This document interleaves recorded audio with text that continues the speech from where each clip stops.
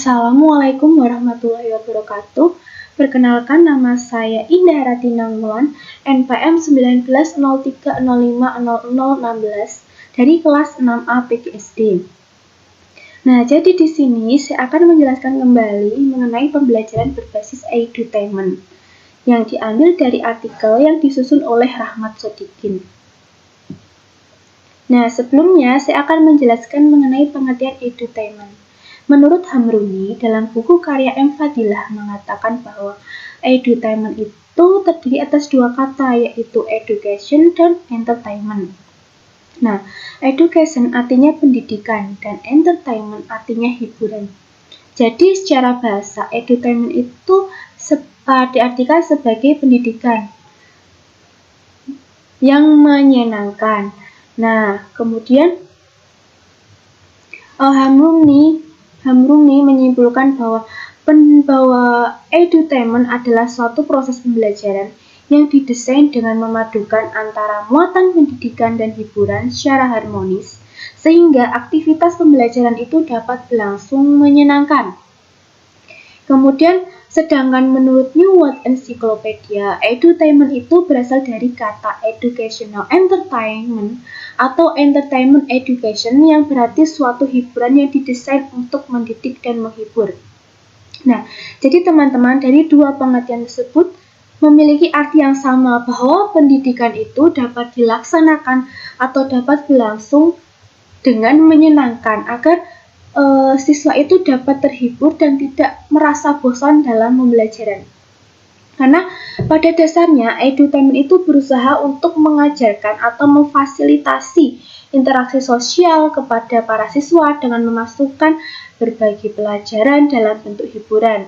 Yang sering mereka lakukan itu misalnya televisi, bermain game, melihat video. Nah, itu kan termasuk hiburan mereka. Maka bagaimana caranya? Nanti kita memberikan tugas, misalnya melihat televisi, yaitu mengenai berita apa, tentang misalnya nanti menceritakan kembali cerita film Upin Ipin. Nah, itu adalah pembelajaran yang menyenangkan. Nah, kemudian selanjutnya prinsip-prinsip belajar berbasis edutainment. Prinsip-prinsip dasar edutainment itu bermula dari adanya asumsi bahwa pembelajaran yang selama ini berlangsung di sekolah maupun masyarakat sudah tidak mencerminkan lagi sebagai bentuk pendidikan. Akan tetapi lebih terkesan menakutkan, mencemaskan, dan membuat anak itu tidak senang serta merasa bosan dan jenuh bila belajar. Padahal seharusnya pembelajaran itu harus berlangsung dengan menyenangkan dan membuat peserta didik itu belajar dengan nyaman, penuh antusias. Nah, maka dari itu bagaimana caranya agar kita itu membuat peserta didik itu, kita semangat belajar besok sekolah kita belajar. Nah, bagaimana itu cara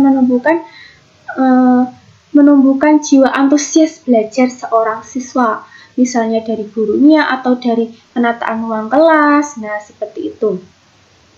Edutainment juga bisa dikatakan berhasil jika ada fakta pembelajaran itu menyenangkan dan guru dapat mendidik para siswanya dengan suatu cara yang menyenangkan. Mungkin misalnya dengan media pembelajaran yang menyenangkan, kemudian guru mengajak siswa untuk menyusun kelas dengan baik, seperti itu, seperti menyusun poster-poster, gambar-gambar. Nah, itu agar siswa lebih menarik. Nah, dari prinsip-prinsip belajar itu, maka dari itu perlu adanya konsep edutainment yang harus kita ketahui. Nah, apa saja itu konsep-konsepnya? Yang pertama adalah perasaan positif atau senang dan gembira akan mempercepat pembelajaran.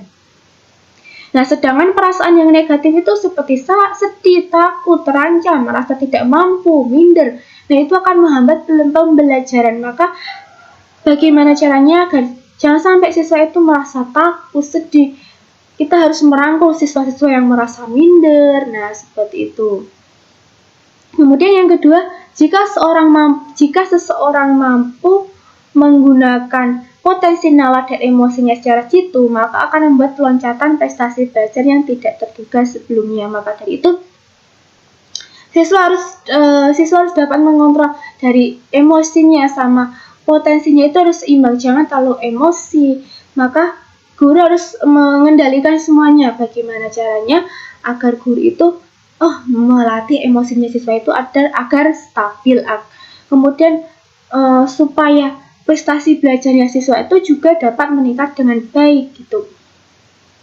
Karena jika siswa tidak mampu, maka akan memperlambat belajar, bahkan bisa menghentikan pembelajaran. Oleh karenanya, konsep edutainment itu berusaha untuk memadukan antara pendidikan dan hiburan. Hal ini dimaksudkan supaya pembelajaran itu berlangsung dengan menyenangkan dan mengembirakan.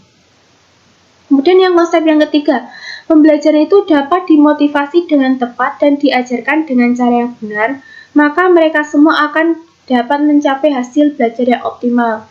Mungkin tadi guru juga harus dapat menyiapkan media, kemudian model belajar yang menarik, agar siswanya itu juga dapat fokus dalam belajar, akan mencapai hasil belajar yang baik. Nah, selanjutnya teori belajar berbasis edutainment. Teori belajar berbasis edutainment adalah salah satu bentuk teori yang mengungkapkan dan menjelaskan tentang pembelajaran yang mengasihkan dan menyenangkan. Teori ini berkaitan dengan bagaimana caranya memperlakukan peserta didik dalam kegiatan pembelajaran, sehingga mereka mampu menerima dan menangkap materi yang disampaikan pendidik dengan baik. Di antara satu teori dengan teori yang lain, maka memiliki perbedaan masing-masing, namun semuanya saling mengisi dan saling melengkapi. Nah, misalnya, ini siswa atau guru memilih teori yang satu, tapi kan teori yang satu ini berbeda dengan teori B. Teori A berbeda dengan teori B, maka harus saling mengisi dan saling melengkapi, karena setiap teori pasti mempunyai kelebihan dan kekurangannya. Maka dari itu harus bisa saling melengkapi. Nah, melalui teori yang ada, seseorang dapat memilih teori mana yang tepat untuk pembelajaran, serta mampu mengarahkan dan menciptakan pembelajaran yang mengasihkan dan menyenangkan. Harus saling mengisi. Nah, teori pembelajaran berbasis edutainment itu yang pertama ada teori belajar kooperatif. Nah, model pembelajaran kooperatif ini adalah pembelajaran berkelompok ya.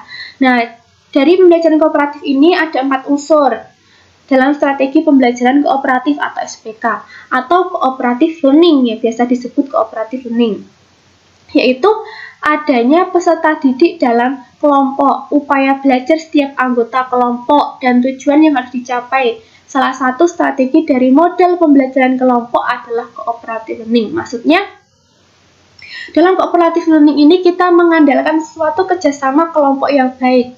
Misalnya siswa A berkelompok 5 orang, siswa B berkelompok 5 orang. Nah, mereka itu setiap kelompoknya harus saling melengkapi. Misalnya ada praktek yang mereka harus bagaimana caranya menyelesaikan praktek tersebut dengan baik, dengan kerjasama yang baik, dengan komunikasi yang baik agar mencapai hasil yang maksimal. Kemudian teori otak triun, konsep 3 otak dalam 1 kepala. Nah, itu disebut otak triun. Dicetuskan oleh Paul Maslen untuk menciptakan pembelajaran yang baik. Suasana pembelajaran harus dibuat menyenangkan sehingga otak-otak tersebut dapat berfungsi dengan baik. Nah, jadi maksudnya itu 3 otak dalam 1 kepala. Jadi siswa itu tidak hanya fokus dengan satu tujuan saja, tapi mereka misalnya mereka sedang belajar IPA mengenai tumbuhan. Nah, mereka harus tahu tumbuhan itu kok bisa berbunga, bagaimana caranya. Nah, siswa harus tahu ini harus diberi pupuk atau harus kena sinar matahari. Nah, siswa itu harus berpikir itu caranya agar bisa berbunga itu harus misalnya mohon maaf karena tadi terdapat terkendala. Saya lanjutkan, yaitu yang ketiga adalah teori kecerdasan majemuk. Teori kecerdasan majemuk adalah teori yang menjelaskan kemajemukan kecerdasan yang mungkin sekali dimiliki oleh setiap siswa dan orang. Karena tidak menutup kemungkinan bahwa setiap siswa atau orang memiliki multi talent dan multiple intelligence, meskipun dengan catatan tidak semua memiliki derajat kecerdasan dan talenta yang sama dan beragam. Jadi teman-teman, maksudnya setiap siswa itu tidak memiliki kecerdasan yang sama. Jadi setiap siswa A, siswa B, siswa C itu memiliki kecerdasan masing-masing. Jadi maka guru harus memahami, oh jadi siswa A ini memiliki kecerdasan apa dan siswa B memiliki kecerdasan apa. Nah, kemudian selanjutnya yaitu mengenai berbagai teori dan bentuk terapan edutainment. Nah, edutainment ini bisa diterapkan dalam pola pendidikan apa saja, sebab dalam perjalanannya edutainment sendiri bertransformasi dalam beragam bentuk, seperti humanizing the classroom, active learning, teacher-led learning, quantum teaching, quantum learning. Nah, hal tersebut dapat saya sampaikan bahwa yang pertama itu mengenai humanizing the classroom. Nah, humanizing artinya itu memanusiakan, sedangkan classroom berarti ruang kelas. Jadi, dapat dijelaskan bahwa humanizing the classroom bermakna memanusiakan ruang kelas. Nah, dalam hal ini yang dimaksud itu memanusiakan ruang kelas adalah pendidik hendaknya memperlakukan para siswanya sesuai dengan kondisi dan karakteristik masing-masing dalam proses pembelajarannya.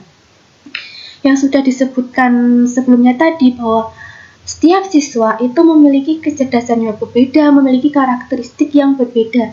Jadi tidak ada siswa yang memiliki karakteristik yang sama. Nah, sementara itu, humanizing the classroom ini memiliki ruang kelas yang berfungsi sebagai ruang pembelajaran, sehingga dimanapun pembelajaran dilakukan, baik di dalam maupun di luar, ataupun di alam bebas, pembelajaran masih masih bisa berlangsung. Nah, selanjutnya yaitu active learning atau pembelajaran aktif. Nah, di sini menekankan pada keaktifan siswa. Jadi, tidak hanya guru saja yang banyak menjelaskan, tetapi siswa lebih aktif, misalnya dalam praktek yang mudah, kemudian mereka memunculkan produk-produk baru. Nah, jadi siswa itu tidak hanya bergantung pada gurunya saja, mereka dapat berlatih secara mandiri. Kemudian yang ketiga itu ada the accelerated learning. Accelerated learning adalah pendekatan belajar paling maju yang digunakan pada saat ini dan mempunyai banyak manfaat. Nah, accelerated learning ini didasarkan pada penelitian mengenai otak dan belajar. Accelerated learning ini cocok dengan semua gaya belajar dan memberi energi serta membuat belajar menyenangkan. Dan pada accelerated learning ini benar-benar sangat mementingkan hasil dan hasil. Nah, jadi accelerated learning ini berkaitan dengan yang sebelumnya tadi mengenai active learning, bahwa siswa itu menghasilkan suatu produk yang dibuat oleh siswa itu sendiri tanpa adanya campur tangan dari orang lain. Kemudian ada yang terakhir yaitu quantum learning. Nah, dari prinsipnya quantum learning ini memberikan sugesti bahwa pasti mempengaruhi, quantum learning ini pasti mempengaruhi hasil situasi belajar, dan setiap detail apapun memberikan sugesti yang positif ataupun negatif. Nah, beberapa teknik yang digunakan untuk memberikan sugesti positif adalah mendudukkan murid secara nyaman, kemudian memasang musik latar di dalam kelas, meningkatkan partisipasi individu, menggunakan poster-poster untuk memberikan kesan, kemudian dapat menyediakan guru-guru yang terlatih baik dalam seni pengajaran sugestif. Nah, hal ini juga berkaitan dengan sarana dan prasarana. Bila sarana dan prasarannya kurang memadai, maka pembelajaran juga tidak dapat dilakukan dengan baik, quantum learning-nya itu tidak dapat berjalan dengan baik. Maka perlu adanya sarana dan prasarana, serta dari gurunya sendiri juga harus menguasai apa itu quantum learning. Nah, mungkin itu saja yang dapat saya jelaskan mengenai pembelajaran berbasis edutainment yang yang telah saya sampaikan dari artikel yang disusun oleh Rahmat Sodikin. Mungkin itu saja, bila ada kurang lebihnya mohon maaf. Wassalamualaikum warahmatullahi wabarakatuh.